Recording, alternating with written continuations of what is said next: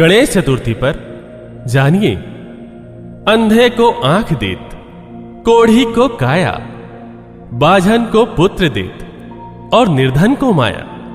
वो आदि गणेश कौन है जो श्री गणेश जी से भी पहले थे और आगे भी रहेंगे। वो ही सर्वप्रथम पूजा के योग्य हैं। वो कौन है, उनकी पूजा की सही विधि क्या है, जानिए और देखिए प्रमाणों के साथ। कौन है असली विघ्नहर्ता? गणेश जी को सर्व विघ्न विनाशक नाम से जाना जाता है, लेकिन इनकी स्तुति और भक्ति पूजा करने वालों के विघ्न नाश क्यों नहीं होते? शास्त्रानुसार सिर्फ कबीर परमात्मा ही वास्तव में विघ्न विनाशक है। श्री गणेश जी के माता पिता को आप सभी जानते हैं, पर क्या आप जानना चाहते हैं कि गणेश जी के दादा परदादा कौन है? तो विलंब कैसा, आइए और देखिए। ज्ञानदाता गीता अध्याय नंबर 15 के श्लोक नंबर 16 और 17 में ये स्पष्ट है कि तीन परमात्मा, एक क्षर पुरुष, क्षर पुरुष और अक्षर पुरुष और परम अक्षर पुरुष, उनको ऐसे भी बोला जाता है क्षर ब्रह्म, अक्षर ब्रह्म और परम अक्षर ब्रह्म। अब वो तीनों हैं। जड़ तो परम अक्षर ब्रह्म है, अक्षर पुरुष कहो, अक्षर परम अक्षर पुरुष कहो, और तना और डार, ये इसमें जानकारी दी है पवित्र गीता जी अध्याय नंबर 15 के श्लोक नंबर 16-17 आपको दिखाते हैं। देखिएगा श्रीमद् भगवत गीता, इसके अनुवादक हैं जय दयाल गोविंद का, गीता प्रेस गोरखपुर से प्रकाशित है।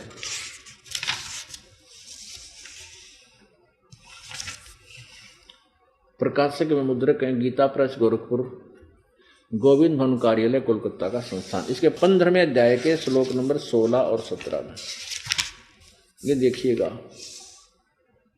अध्याय 15 का श्लोक नंबर 16। इसमें क्या लिखा है कि द्वौ इमौ पुरुषौ लोके छर्च अक्षर एवं एवच सर सर्वाणी भुक्तानी कटुष्ट अक्षर उच्यते। द्वौ इमौ पुरुषौ लोके, इसको कैसे अनुवाद किया जाता है? इमौ माने इस, लोके माने लोक में, द्वौ माने दो, पुरुषों माने भगवान हैं। दो प्रकार के, दो प्रभु हैं, दो ब्रह्म हैं। एक क्षर पुरुष यानी क्षर ब्रह्म और एक अक्षर पुरुष यानी अक्षर ब्रह्म। ये क्षर पुरुष कहो तो क्षर ब्रह्म कहो, अक्षर पुरुष कहो तो अक्षर ब्रह्म कहो, ये दो भगवान हैं। और इनके तथा इनके अंतर्गत जितने प्राणी हैं उनके सब की जीवात्मा तो अमर है, लेकिन स्थूल शरीर इनके नाशवाणी, क्षर है, नाशवान है।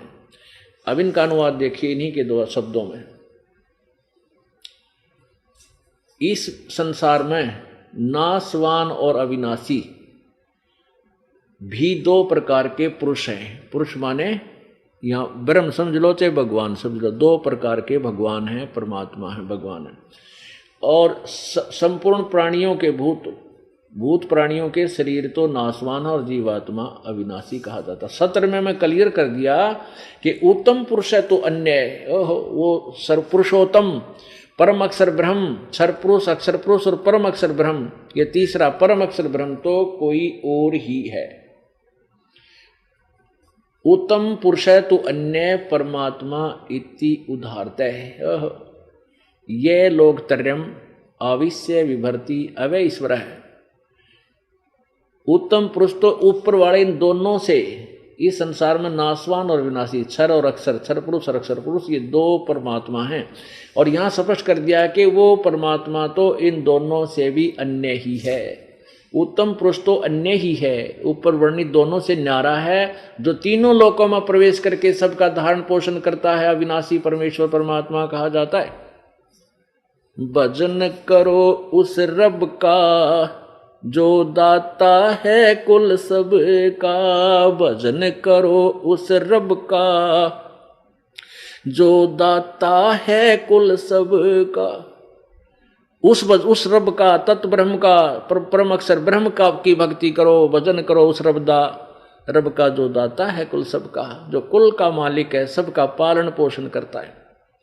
तो उसी की तरफ संकेत आपको उसी की तरफ ले जाया जाता है। अब उसके ज्ञान को उस पूर्ण ब्रह्म परमेश्वर के गुणों से परिचित करके आपकी रुचि उधर बढ़ाई जा रही है। अभी तक तो हम ब्रह्मा विष्णु महेश तक सीमित थे, इन्हीं की पूजा करते थे, और ब्रह्मा विष्णु महेश की पूजा शास्त्र विरुद्ध है, शास्त्र विधि विरुद्ध है, क्योंकि ये स्वयं कहते हैं, इनको खुद ज्ञान नहीं भगवान कौन है, वो क्या पूजा करनी चाहिए, और वो कहते हैं मैं देवी की पूजा करता हूं और हम इनकी पूजा कर रहे हैं, जबकि ब्रह्म से पूजा स्टार्ट होती है, ब्रह्म से साधना स्टार्ट होती है, और हमने पूजा करनी है पूर्ण ब्रह्म की, पूर्ण ब्रह्म की पूजा करनी है, और फिर हमारे शुभ संस्कार बनेंगे, शास्त्र अनुकूल संस्कार बन करके फिर ब्रह्मा विष्णु महेश जी के पास जाएंगे, वो हमें फल देंगे।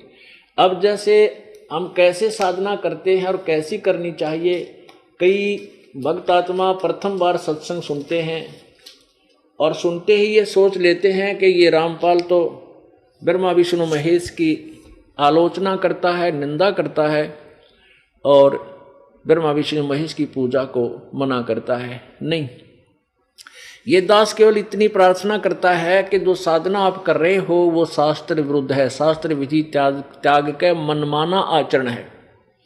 गीता जी अध्याय नंबर 16 के श्लोक नंबर 23 में कहा कि शास्त्र विधि को त्याग कर जो मनमाना आचरण अर्थात मनमानी पूजाएं करते हैं, उनको ना तो कोई सुख होता है, ना उनकी गति होती है, ना उनका कोई सिद्धि प्राप्त होती है, यूजलेस। अब कैसे शास्त्र अनुकूल साधना कौन सी है? गीता जी अध्याय नंबर 18 के श्लोक नंबर 62 में कहा कि अर्जुन तू सर्वभाव से उस परमेश्वर की शरण में जा, उसकी कृपा से तो परम शांति और शाश्वत स्थान को प्राप्त होगा। अब उस परमेश्वर की भक्ति कैसे करनी है, हम कर किसकी रहे हैं, शास्त्र अनुकूल साधना कौन सी है, देखिएगा। अब जैसे आप कोई भक्ति रूपी पौधा लाए, आप मान ले आम का पेड़ लाए, पौधा छोटा सा, और उसको ला करके आपने मिट्टी या गमले में कैसे लगाया, जड़ को मिट्टी में दबा दिया गहरा, और फिर पूजा शुरू की, सिंचाई शुरू की जड़ की, और उस जड़ की सिंचाई करने से वो पौधा फिर पेड़ बन गया, फिर उसके टहनियाँ आई, शाखाएं, उन शाखाओं का फल लगे, उन फलों से हम वो फल हमें उन शाखाओं ने दिए। तो वृक्ष की जो शाखा होती हैं वो अनादरणीय नहीं, वो कोई अभिन्न, वो भिन्न अंग नहीं है, पेड़ का अभिन्न अंग है। उनको छोड़ना, तोड़ना, फेंकना कोई कह नहीं सकता जो समझदार व्यक्ति होगा। अब देखिएगा, ये शास्त्र अनुकूल पौधा, भक्ति रूपी पौधा ऐसे बीजना चाहिए, यानी शास्त्र साधना ऐसी है। देखिएगा, ये है एक, मान लिया हम पौधा लाए, शास्त्र अनुकूल साधना अर्थात सीधा बीजा हुआ भक्ति रूपी पौधा, ये तरीका इसके बीजने का। ये परम अक्षर ब्रह्म, ये परमेश्वर है, कबीर देव है, कबीर जी हैं, सतपुरुष है, और ये जड़ है इस भक्ति रूपी पौधे की, पेड़ की, पौधे की। अब यहां इस पौधे की हमने जड़ की सिंचाई की, यानी इस मूल परमात्मा की हमने भक्ति प्रारंभ की।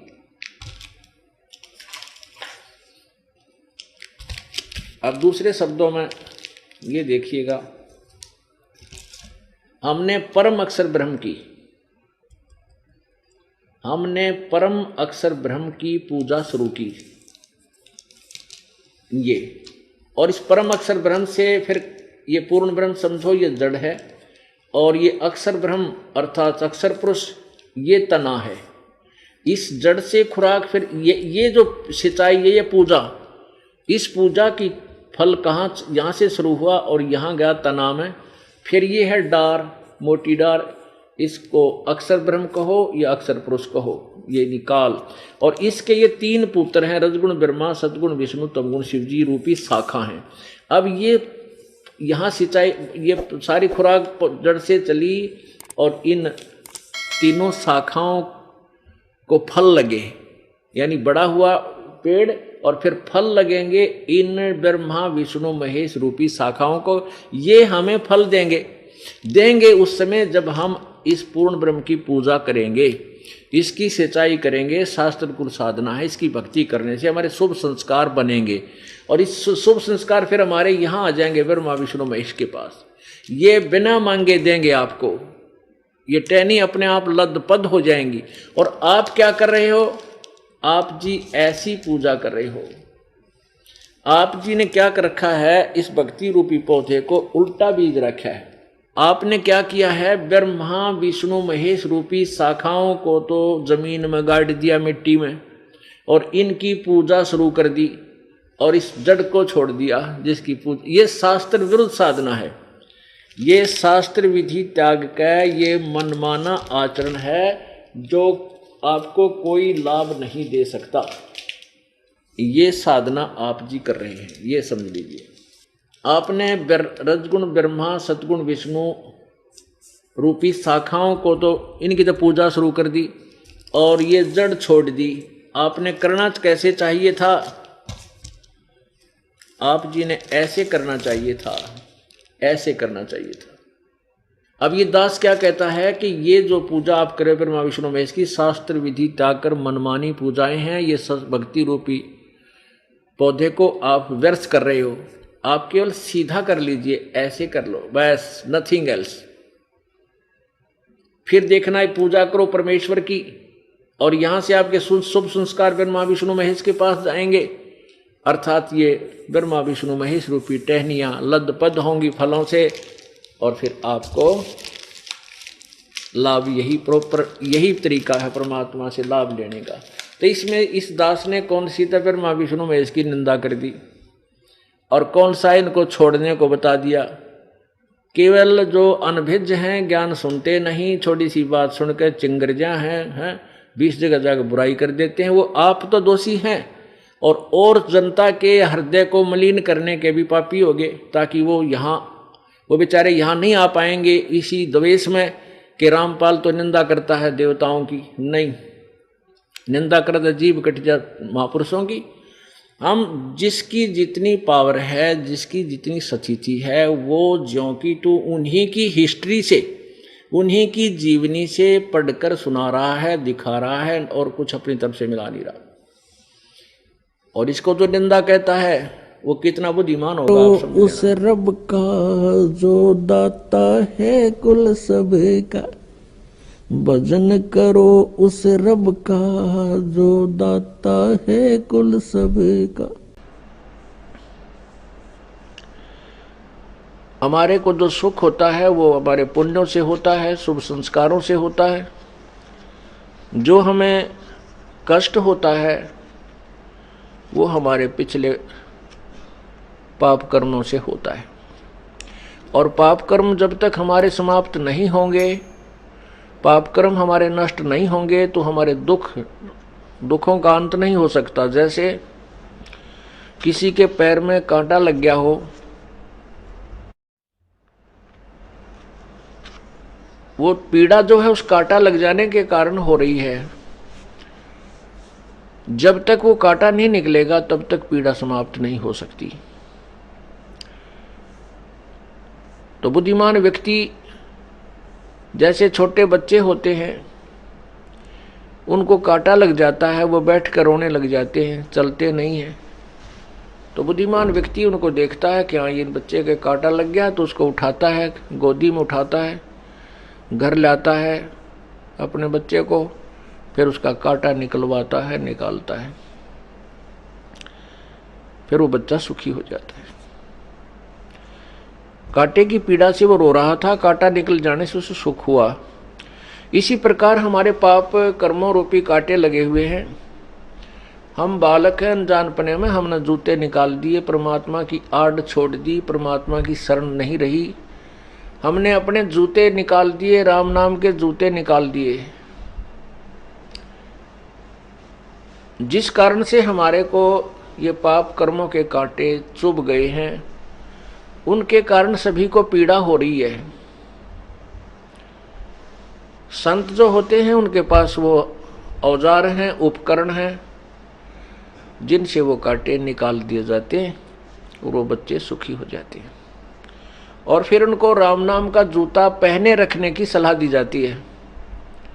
फिर वो बच्चे जिनके पैरों में पीड़ा थी, उनको पता लग गया था कि तुम्हें पीड़ा जो है कांटा लगने से हुई, कांटा लगा नंगे पैरों से, या जो जूते चप्पल पहन रखी थी वो कांटों से प्रोटेक्शन नहीं कर सकते थे, बचाव नहीं कर सकते थे। जैसे कोई नाम जाप करते हैं जैसे तीनों गुणों रजगुण ब्रह्मा, सद्गुण विष्णु, तमगुण शिव जी की उपासना भी करते हैं, ब्रह्म की, माता की, दुर्गा की, मसाणी की, ब्रह्म की, परब्रह्म की, इनकी पूजाओं से ठीक है कुछ राहत तो मिलती है, लेकिन पाप रूपी वो कांटे नहीं निकलते। तो इसलिए पूर्ण परमात्मा की भक्ति, पूर्ण परमात्मा की साधना करने के लिए ही प्रत्येक तत्वदर्शी संत ने और प्रत्येक सदग्रंथ ने यही सलाह दी है कि भक्ति पूर्ण परमात्मा की ही करनी चाहिए। उसी की कृपा से परम शांति और शाश्वत स्थान अर्थात सत्यलोक, सदा रहने वाला वो स्थान जो कभी विनाश में नहीं आता, वो प्राप्त होता है, जिससे वो साधक सदा के लिए सुखी हो जाता है।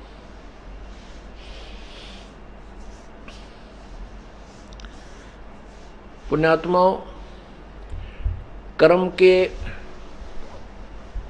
जो पाप कर्मों के कारण जो कष्ट दुख होते हैं, उनको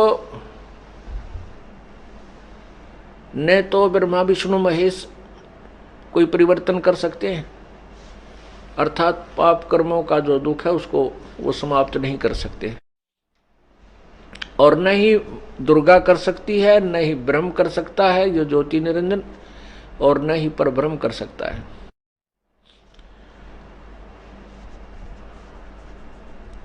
उसको केवल पूर्ण ब्रह्म, परम अक्षर ब्रह्म, वो परमात्मा ही कर सकता है।